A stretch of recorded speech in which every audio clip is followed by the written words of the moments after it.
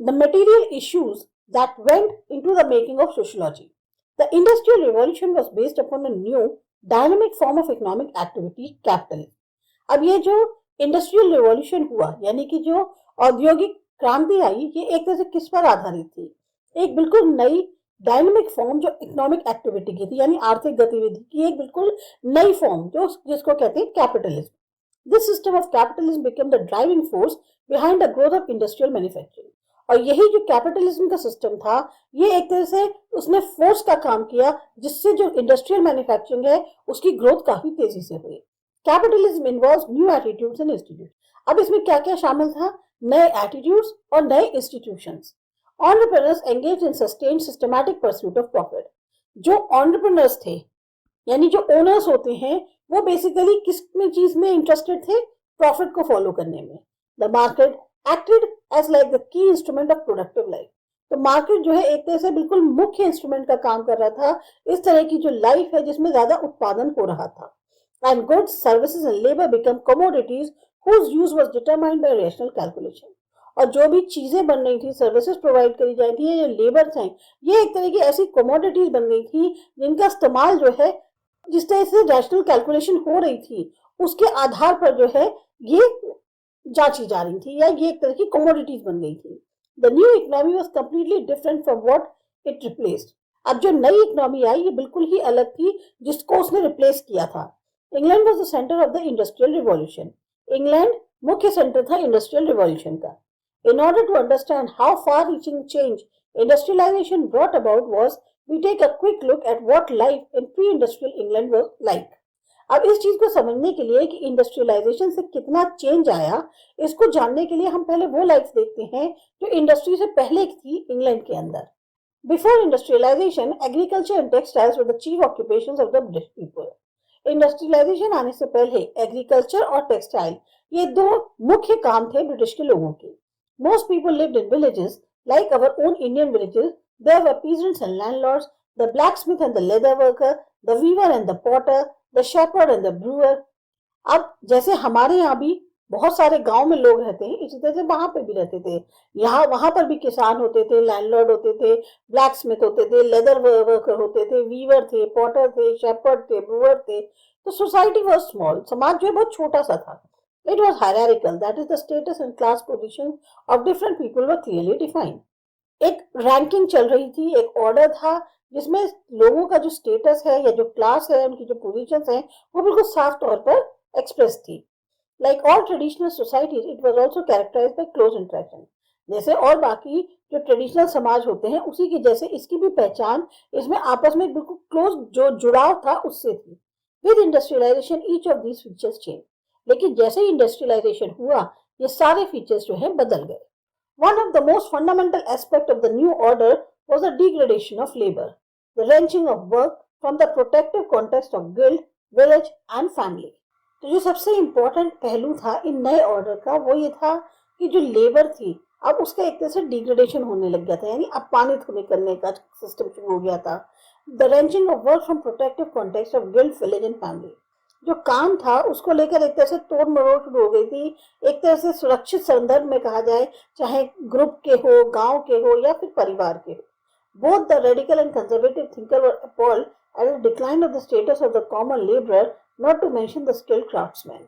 दोनों ही जो रेडिकल और कंजर्वेटिव थिंकर्स थे उनको इस बात से काफी बुरा लग रहा था कि जिस तरीके से जो कॉमन लेबर है उनका स्टेटस जो है वो गिरता जा रहा था और ऐसे में स्किल्ड क्राफ्ट्समैन का तो उन्होंने जिक्र भी नहीं किया. अर्बन सेंटर्स एक्सपेंडेड एंड ग्रू. अब जो शहर के सेंटर्स थे वो विस्तार होने लग गया, वो और बढ़ने लग गए. It was not that there were no cities earlier. ऐसा नहीं था कि पहले शहर नहीं थे, but their character prior to industrialisation was different. लेकिन इंडस्ट्रियलाइजेशन से पहले उनका जो एक तरह से लुक था वो काफी अलग था. The industrial cities give birth to the completely new kind of urban world. अब ये जो इंडस्ट्रियलाइजेशन हुआ इससे जो ऐसे शहर उत्पन्न हुए जिन्होंने बिल्कुल ही एक नए तरीके की दुनिया लाके खड़ी कर दी जो शहर की थी. It was marked by the soot and grime of factories, by overcrowded slums of new industrial working class, bad sanitation and general squalor. अब इसकी पहचान किस तरह से होने लग गई कि फैक्ट्री से जो चिमनियां होती हैं उससे जो बहुत काला काला धुआं निकल रहा है, एक मोटी परत जमी हुई है काले की। स्लम्स जो हैं वर्किंग क्लास के, इंडस्ट्रियल वर्किंग क्लास के बहुत ज़्यादा भर गए, झुग्गी झोपड़ियाँ बढ़ती जा रही हैं, सैनिटेशन बहुत पुअर है और सब जगह बहुत गंदगी है। It was also marked by the new kind of social interaction. साथ ही साथ एक नए तरीके का जो सामाजिक इंटरेक्शन होता है उससे भी इसकी पहचान हुई। The Hindi film song on the next page captures both the material as well as the experiential aspects of the city life. अब ये जो आपका एक हिंदी फिल्म सॉन्ग दिया हुआ है, ये आपको दर्शाता है कि एक शहर का जो पहलू होता है, चाहे मटेरियलिस्टिक हो या एक्सपीरियंशियल हो, ये इसको पूरी तरह से इस गाने में बताया गया है। ये गाना आया था सीआईडी मूवी में 1956 में। ए दिल है मुश्किल जीना यहाँ, जरा हटके जरा बचके, ये है बॉम्बे मेरी जान। कहीं बिल्डिंग, कहीं ट्रामे, कहीं मोटर, कहीं मिल, मिलता है यहाँ सब कुछ, एक मिलता नहीं दिल। इंसान का नहीं कहीं नामो निशान, कहीं सत्ता, कहीं पत्ता, कहीं चोरी, कहीं रेस, कहीं डाका, कहीं फाका, कहीं ठोकर, कहीं ठेस। बेकारों के हैं कई काम यहाँ, बेघर को आवारा यहाँ कहते हंस हंस। खुद काटे गले सबके, कहे इसको बिजनेस। एक चीज के है कई नाम यहाँ, गीता, बुरा दुनिया वो कहता है सा, भोला तू ना बन, जो है करता वो है भरता, है ये यहाँ का चलन। तो ये आपको एक तरह से गाना पूरा दिया हुआ है। अभी इधर ही आपको एक मीनिंग भी बताया गया कि इस गाने में बेसिकली वो बताना क्या चाहते हैं कि dear heart, life is hard here, you must watch where you are going if you want to save yourself. कि बॉम्बे में लाइफ जो है वो बहुत टफ है, तुम्हें अपने को संभाल के रखना है, ये देखना होगा, बचा के रखना होगा कि तुम जहां जा रहे हो वहां से तुम्हें अपने आप को खुद संभल के चलना होगा, बचाना होगा। This is Bombay my dear, ये बॉम्बे है। You will find buildings, you will find trams, you will find motors, you will find mills, you will find everything except a human heart. यहाँ तुम्हें सब कुछ मिलेगा, बिल्डिंग मिलेगी, ट्रम्स मिलेंगी, मोटर मिलेंगी, मिल मिलेगी, सब कुछ मिलेगा, बस एक इंसान का दिल नहीं मिलेगा। There is no trace of humanity here. यहाँ कहीं कोई इंसानियत नहीं है। So much of what is done here is meaningless. जो कुछ करते हैं उसका कोई मतलब नहीं होता। It's either power or it's money or it's theft or it's cheating. चाहे वो सत्ता हो, चाहे वो पैसा हो, चाहे वो चोरी हो या फिर किसी को धोखा देना हो। The rich mock the homeless as vagabonds, but when they cut each other's throats themselves, it is called business. जो रईस लोग हैं वो गरीबों का मजाक उड़ाते हैं, लेकिन दोनों जो हैं जब एक मतलब जैसे कहते हैं ना, जब एक दूसरे का गला काटा जाता है तो उसे वो कहते हैं कि बिजनेस है। The same action is given various names in this place. एक ही एक्शन को कई अलग अलग तरीके से यहाँ पर नाम दिए गए हैं। The mass of Indian handicraftsmen ruined as a result of the influx of manufactured machine-made goods of British industries were not absorbed in an extensively developed indigenous industries. जो इंडियन हैंडीक्राफ्ट्समैन थे उनका एक तरह से पूरी तरह से जो एक पॉपुलेशन थी वो बर्बाद हो गई, क्योंकि जो मशीन से बने हुए चीजें थी इन ब्रिटिश इंडस्ट्री से अब वो बन के जो है वो आ रही थी, और उसकी वजह से क्या हो रहा था, जो अपने यहाँ की स्वदेशी इंडस्ट्रीज जो थी वो इन चीजों को उतना ज्यादा नहीं कर पा रही थी। The ruined mass of these handicraftsmen in the main took the agriculture for subsistence. अब फिर क्या हुआ, जब ये लोग जो है इस तरह से बर्बाद होने लग गए तो फिर इन लोगों ने जो कारीगर थे या हैंडीक्राफ्ट वाले जो थे, इन्होंने जो है एग्रीकल्चर को अपना एक तरह से जीने का वो बनाया occupation. The factory and its mechanical division of labor were often seen as a deliberate attempt to destroy the peasant, the artisan, as well as the family and local community. ये जो फैक्ट्री या mechanical division होता है labour का, इसको कैसे देखा जाता है कि एक तरह से जानबूझ के कोशिश करी गई है कि जो किसान हैं, कारीगर हैं, फैमिली हैं या लोकल कम्युनिटी हैं, उसको एक तरह से तबाह करना। The factory was perceived as an archetype of an economic regimentation hitherto known only in barracks and prisons. जो फैक्ट्री थी ना, उसको जो देखा जा रहा था वो एक तरह से ऐसा देखा जा रहा था कि एक खास तरह की इकोनॉमिक आर्थिक रेजिमेंटेशन है। रेजिमेंटेशन जैसे नहीं होती कि सिर्फ जैसे पुलिस वालों की होती है या मिलिट्री वालों की होती है, जिसमें सिर्फ और सिर्फ बस बैरक्स हैं और प्रिजन्स है। For some like Marx the factory was oppressive, बहुत ही ज्यादा शोषण करने वाली थी मार्क्स के अकॉर्डिंग फैक्ट्री जो है, yet potentially liberating, लेकिन कहीं उसमें उस छूट भी थी। Here workers learned both collective functioning as well as concentrated efforts for better conditions.